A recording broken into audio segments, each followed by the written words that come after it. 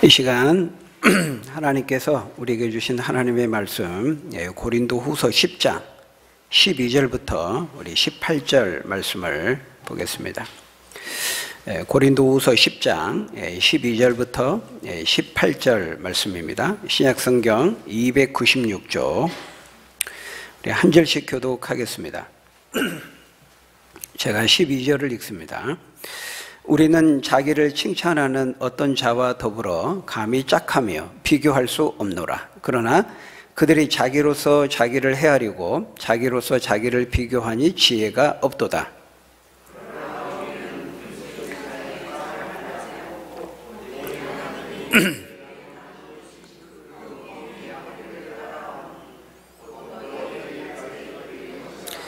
우리가 너희에게 미치지 못할 자로서 스스로 지나쳐 나아간 것이 아니요 그리스도의 복음으로 너희에게까지 이른 것이라.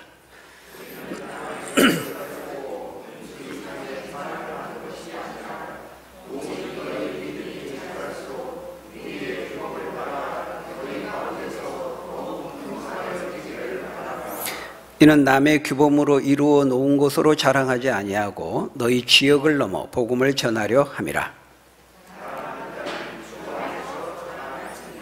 같이 읽습니다.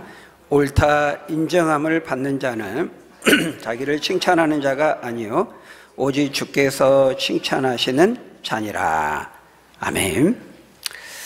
네, 오늘 본문은 우리의 삶의 기준에 대해서 말씀합니다. 삶의 기준.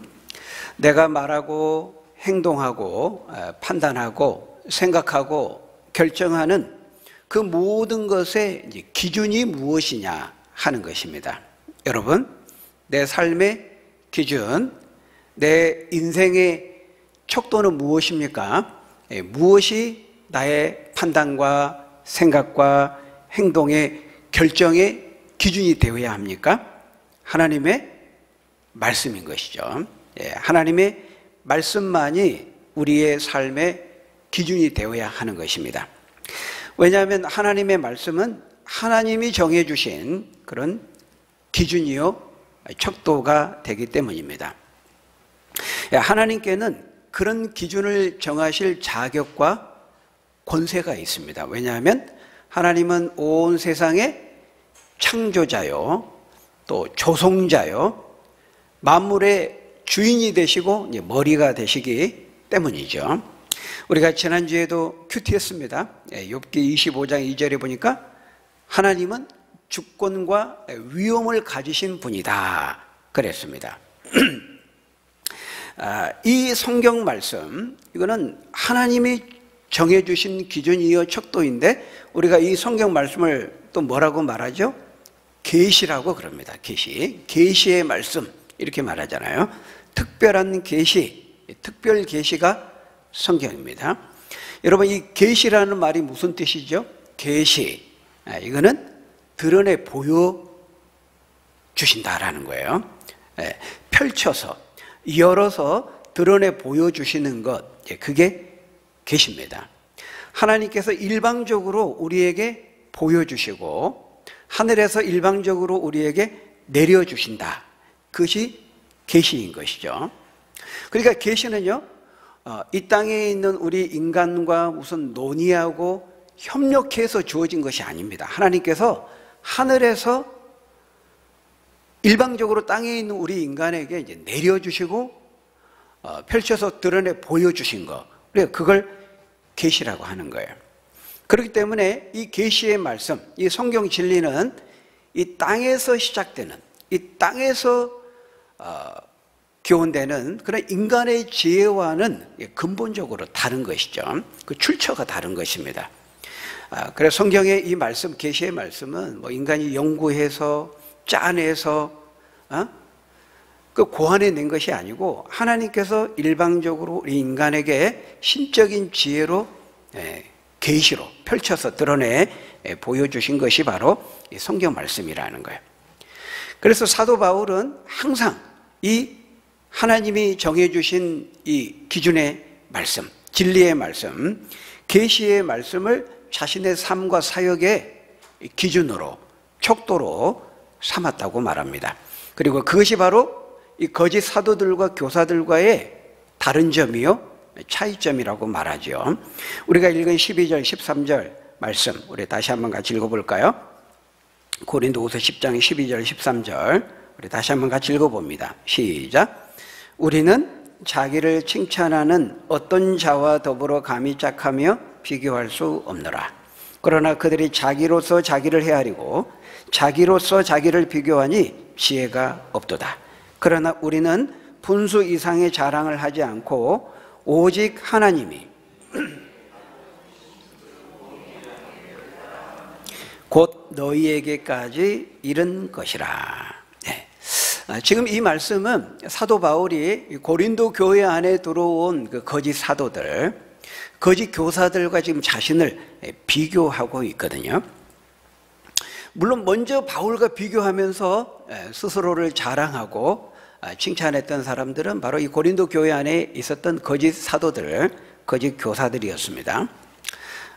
사실 바울은 이들과 비교하면서 자신을 자랑하고자 하는 의도는 조금도 없었죠. 왜냐하면 이들이 기준이 아니니까. 바울의 기준과 척도는 하나님의 말씀이기 때문에 이들과 비교하면서 바울을 높이거나 자랑하는 마음은 없었어요. 근데 문제는 이들이 어떻게 했기 때문이에요?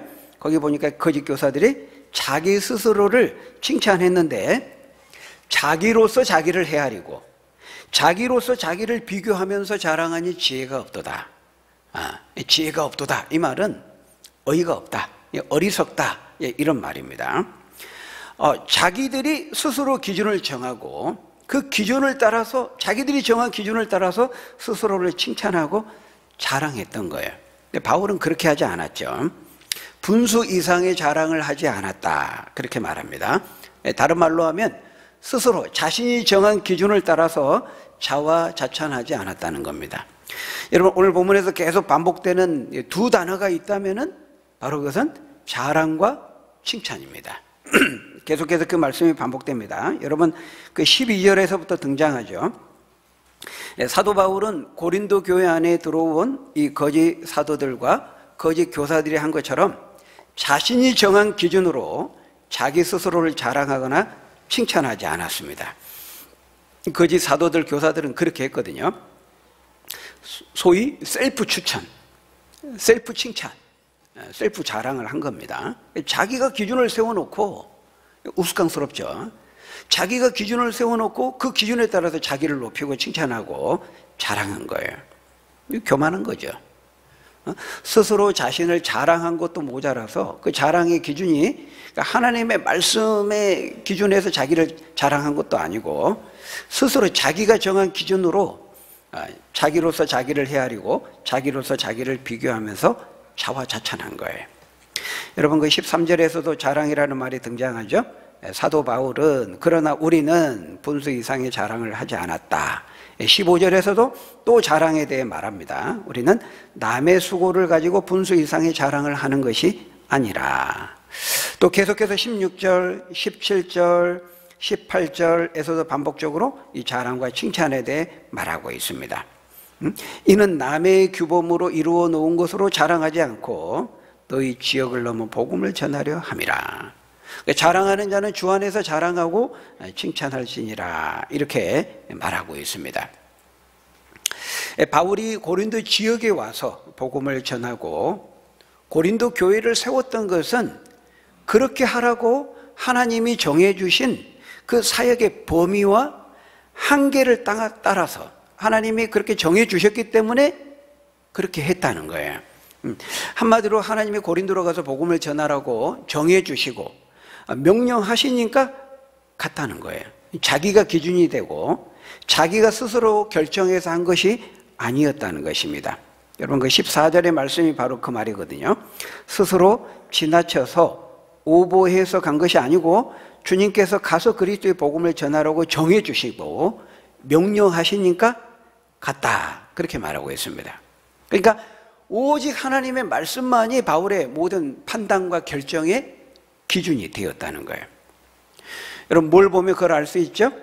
바울이 고린도에 가서 복음을 전할 때요, 아무도 그때까지 고린도에 가서 복음을 전하지 않았을 때였습니다. 바울이 처음 간 거죠. 바울이 가서 복음을 전하기까지 고린도라는 지역은 소위 미전도 지역이었어요.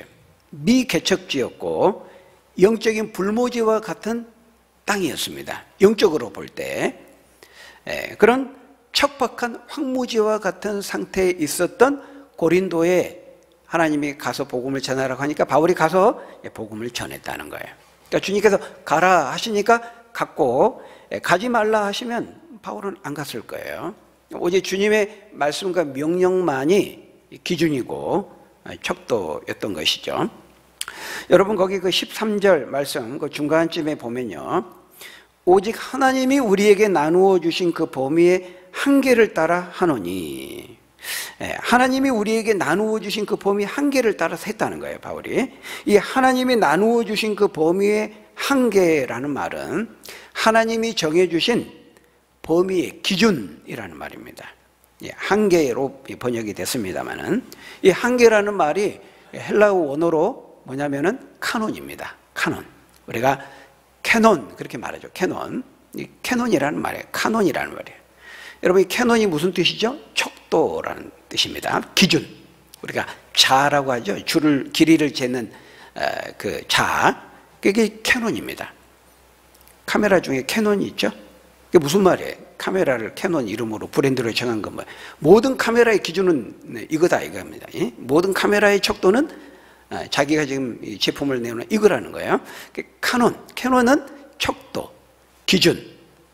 너 기준 하면 여기서부터 모든 것이 표준이 되는 겁니다. 여기서 1m씩 정식 간격, 양팔 간격, 이 기준이 말 그대로 표준이 되는 거예요. 척도가 되는 거예요. 근데 우리가 성경 66권을 뭐라고 말하죠? 정경이라는 의미에서 캐논이라고 말합니다. 캐논.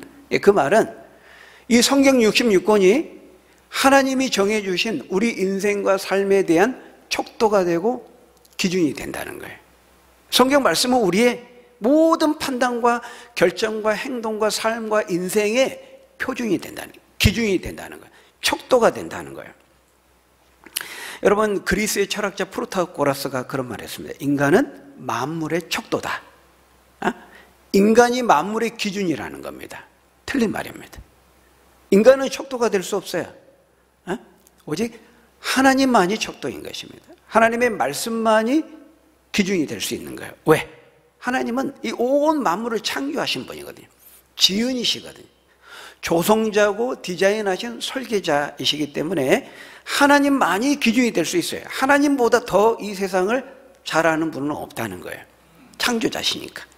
만물의 주인이 되시고 머리가 되시니까 디자인하신 설계자가 되시기 때문에 하나님만이 기준이고 그 하나님의 말씀만이 척도가 될 수 있는 거예요.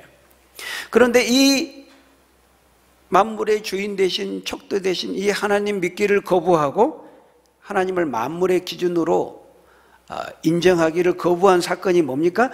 에덴 동산에서 하나님이 먹지 말라고 하신 나무의 열매를 먹은 사건입니다. 창세기 3장 5절에 보면은 뱀이 사탄이 유혹하면서 말하죠. 야, 너 이거 먹어. 너 이거 먹으면 정말 좋다. 자유로워진다. 참된 해방을 맛본다. 하나님으로부터 얽매이지 않는다는 거예요. 너희가 그것을 먹는 날에는 너희 눈이 밝아져서 하나님과 똑같이 선악을 알게 되고 분별하게 된다. 그렇게 유혹하죠. 그리고 인간 아담과 하와는 이 유혹의 말을 듣고서는 먹지 말라고 하신 하나님의 말씀을 따르기보다는 너희가 그거 먹으면 하나님과 같이 되고 더 이상 하나님 의존하거나 얽매이지 않고 너희가 스스로 선악을 알게 되고 분별하게 된다. 이 사탄의 말을 따르게 됩니다. 그래서 정말 그 선악을 알게 나무 열매 먹었더니 어떻게 됐죠? 정말 눈이 밝아졌어요. 자기들의 벗은 줄을 알고 무화과 나무 잎을 엮고 치마를 삼았다. 창세기 3장 7절에 그렇게 말하죠. 여러분 여기서 질문하게 됩니다. 아니 그건 먹어가지고 눈이 밝아지고 선악을 알게 되고 분별하게 되면 그거 좋은 거 아닌가요? 왜 좋은 건데 하나님 그거 못하게 하시죠? 선악을 분별하고 알게 되면 좋은 거지. 여러분 그렇지 않습니까? 근데 여러분 여기서 그것을 먹으면 눈이 밝아져서 하나님과 같이 돼 선악을 알게 된다. 이 말은요 더 이상 하나님이 정해주신 그 선악의 기준을 따르지 않고 이제 인간이 자기가 선악의 기준을 판단하고 자신이 정하게 그 기준을 따라서 살게 된다라고 하는 선언인 것입니다. 하나님이 정해주신 선악의 기준을 따르지 않고 이제는 자기가, 인간이 내가 선악의 기준이 되겠다라고 하는 그 선언인 거예요. 선악, 무엇이 선이고 악인지, 무엇이 옳고 그른지를 하나님이 정해주신 그 기준을 따르지 않고 이제부터는 우리 인간들이 우리가 알아서 정하겠습니다 라고 하는 독립선언인 것입니다. 이제부터는 하나님 당신이 정해주신 말씀의 기준을 따르지 않겠습니다. 독립선언인 거죠. 하나님 말씀했어요. 동산 모든 것 네가 자유롭게 마음대로 해도 되지만 저 중앙에 있는 저 나무의 실을 딱 하나만 먹지 말라. 먹는 날에는 반드시 죽으리라. 하나님과 죽음으로써 약속하고 맹세했던 것이죠. 여러분, 에덴 동산에서요, 모든 자유를 하나님 다 허락하셨습니다. 딱 한 가지만 제한을 둔 거예요. 저 중앙에 있는 저 나무의 열매만 먹지 마라. 딱 한 가지 제한을 두신 거예요. 여러분, 이 한 가지 제한을 두신 것은 하나님과 인간의 그 구별하는 선이었습니다. 그러니까 선악을 알게 나면 저 열매만 먹지 않는 것은 뭐예요? 하나님의 하나님 되심을 인정하고 우리 인간이 그 하나님에 의해서 피조된 피조물이라는 것을 인정하는 데드라인이었다는 거예요. 선이었다는 거예요. 근데 그걸 먹어버리면 이제 선을 넘은 거예요. 하나님을 인정하지 않겠다는 거예요. 내가 피조물로서 인정하지 않겠다는 것이죠. 그래서 결국 인간이 선악을 알게 나무 열매를 먹어버린 것은 하나님이 정해주신 그 기준을 더 이상 이제 따르지 않고 인정하지 않겠다는 선언인 거예요. 그것을 오늘 본문의 표현대로 하면, 거기 13절의 표현대로 하면 뭐예요? 하나님이 우리에게 나누어 주신 그 범위의 한계, 그 기준을 더 이상 따르지 않겠다, 그 독립선언을 한 것이죠. 그래서 하나님이 어떻게 하십니까? 그래? 그러면 니들 마음대로 한번 살아봐 하고 이제 에덴 동산에서 쫓아버리십니다. 여러분, 이 에덴 동산에서 이제 추방당한다 이 말은요, 에덴 동산 안에는 하나님의 인도와 보호와 공급과 그러니까 한 가지 제한이 있지만은 하나님의 인도와 보호와 그 말씀의 울타리를 의미하거든요. 근데 그거 거부하니까, 그거 싫으니까, 그래 그럼 니들 알아서 마음대로 살아봐 하고 그 말씀의 보호와 인도와 그 울타리를 이제 벗어나서 네 알아서 살아라 그러면 너 원하는 대로 해봐라 이렇게 한 거예요. 그러니까 어떻습니까? 처음에는 너무 좋았죠. 이젠 자유다. 이제 내 마음대로 뭐 하나님 뭐 제한, 통제 받지 않고 간섭 받지 않고 내 마음대로 살아야 된다. 참된 자유다, 해방이다.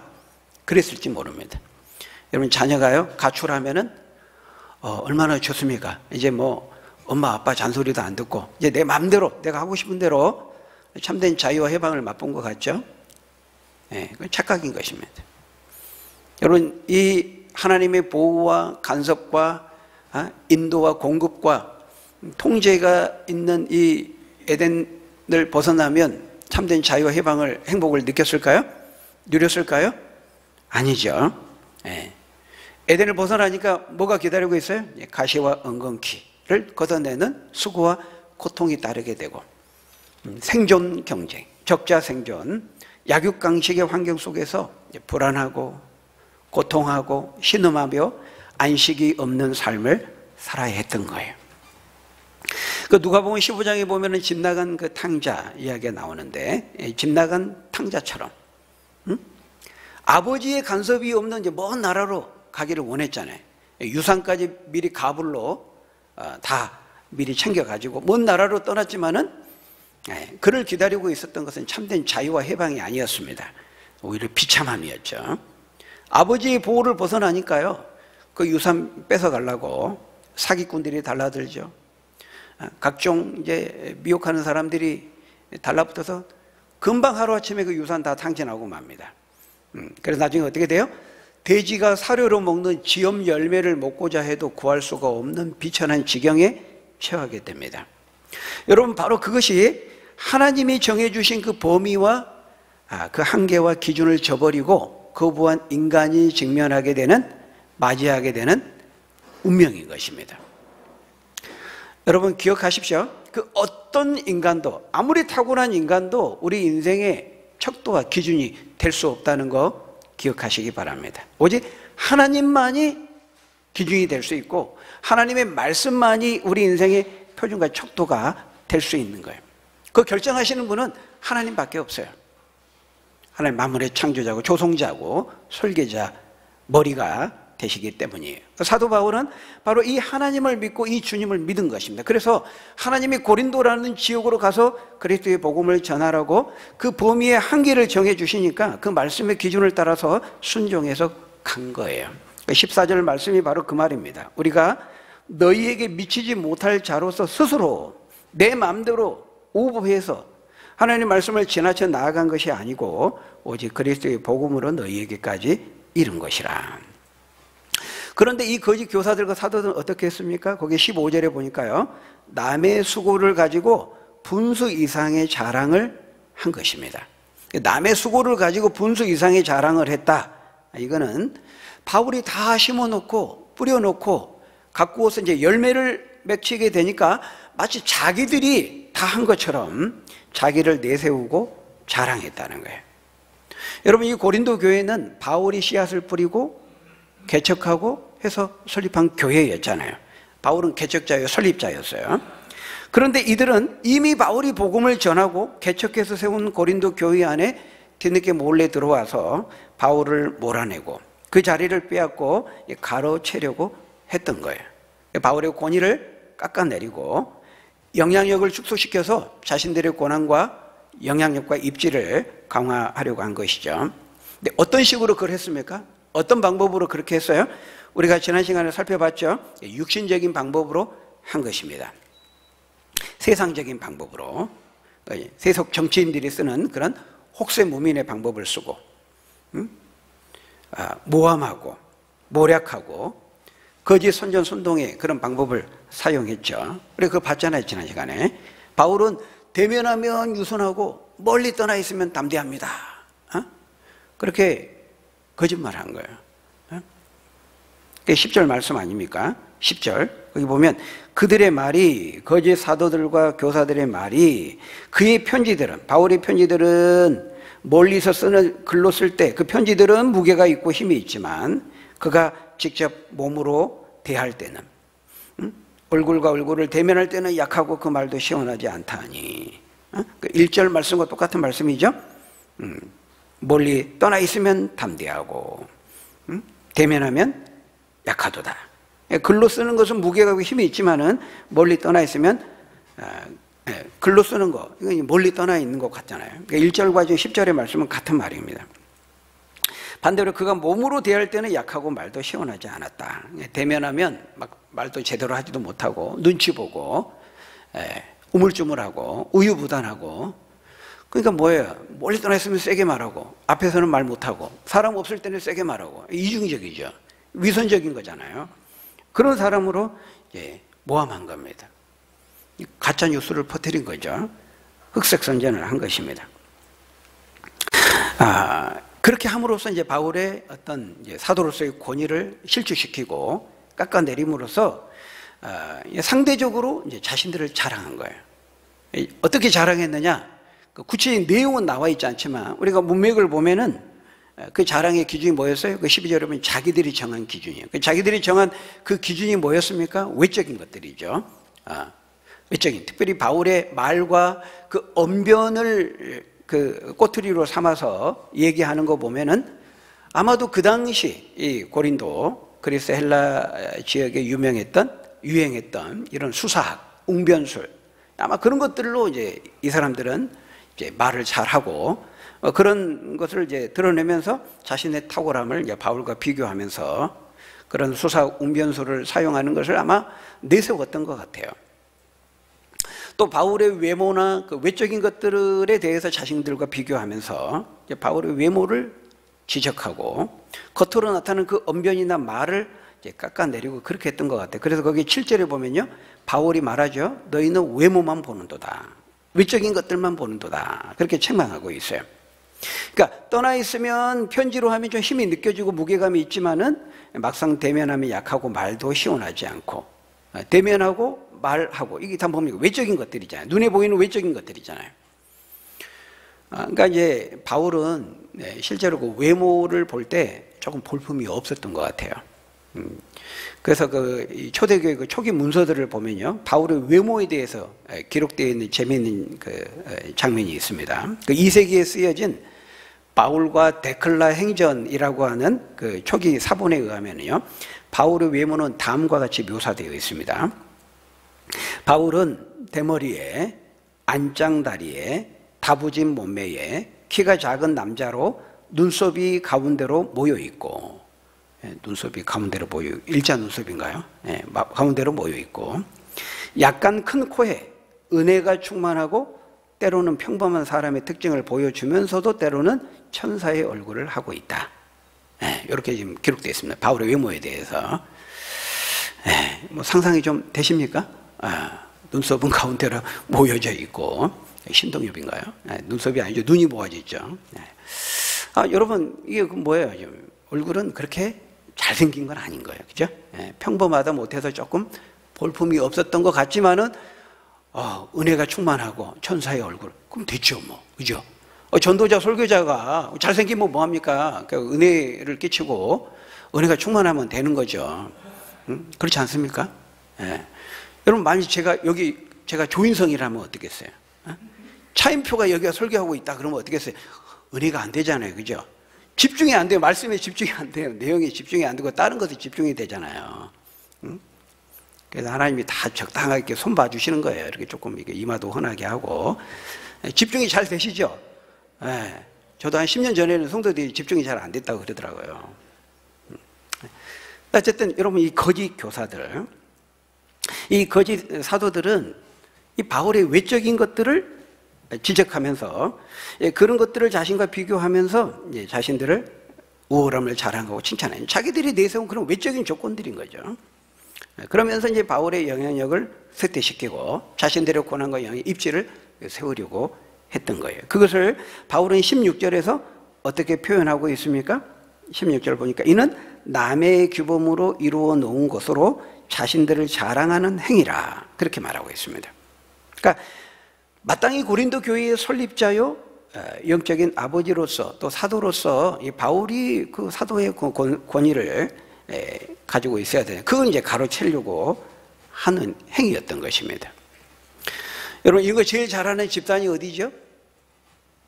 신천지입니다. 신천지. 이런 거 몰래 기존에 이미 세워진 교회에 몰래 잠입해 가지고 야금야금 조금씩 자기 사람들을 심어놓고 포섭해 가지고 그 영향력을 넓혀 가지고 이제 때가 차면은 그 교회를 먹어버리는 것입니다. 그 때가 찬다는 게 뭐예요? 교회 안에 들어가서요, 갈등과 분란을 일으켜 분열을 시켜요.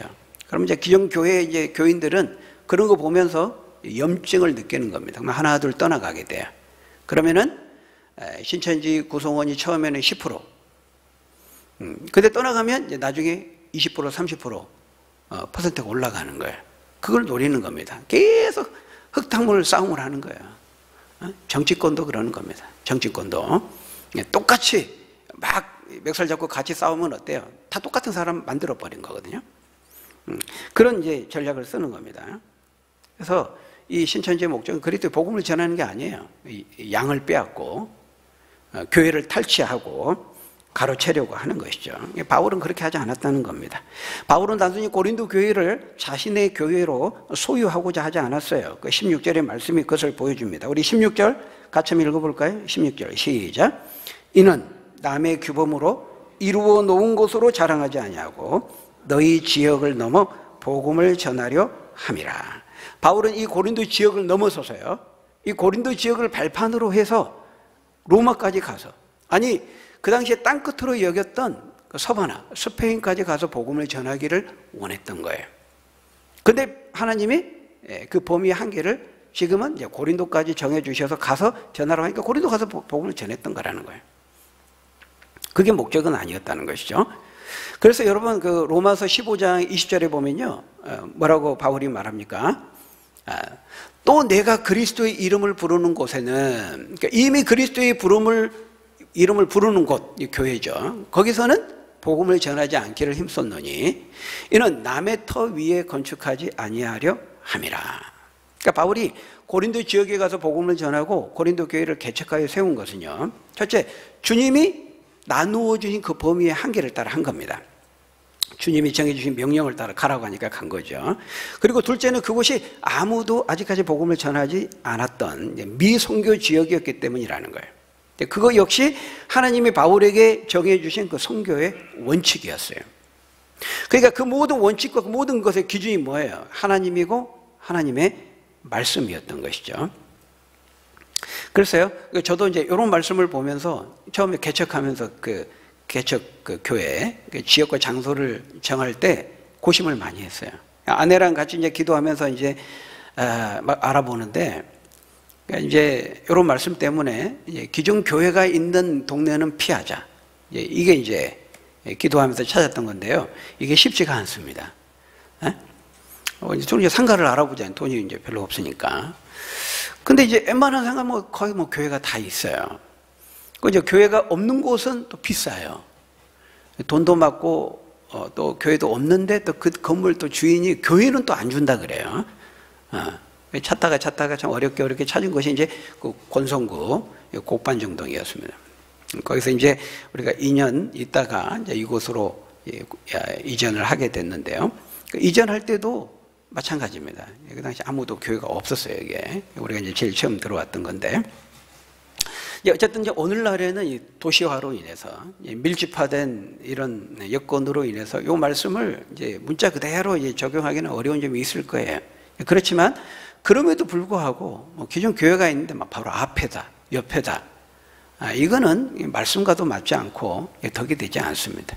이렇게 보면은 막 상가 건물에 교회가 3개까지 있는 거 제가 봤습니다. 한 상가 건물에. 그거는 믿지 않는 사람들에게 덕이 되지 않는 거예요. 저는 이제 그런 거 보면서, 아니, 첫 번째 교회가 들어와 있으면 두 번째, 세 번째 들어간 그 교회는 어떤 생각을 가지고 저렇게 들어갔을까? 이런 생각이 드는 거예요. 덕이 되지 않는 거죠. 장사하는 사람들 기본적으로 상도이라는 게 있잖아요. 에티켓 예의가 있잖아요. 목회도 목회 윤리가 있는 겁니다. 담임 목사와 또 부목사 간에 지켜야 될 윤리가 있고, 또 성도 간에, 또 목회자와 성도 간에 기본 윤리가 있어요. 성경의 그 구절들마다 보면.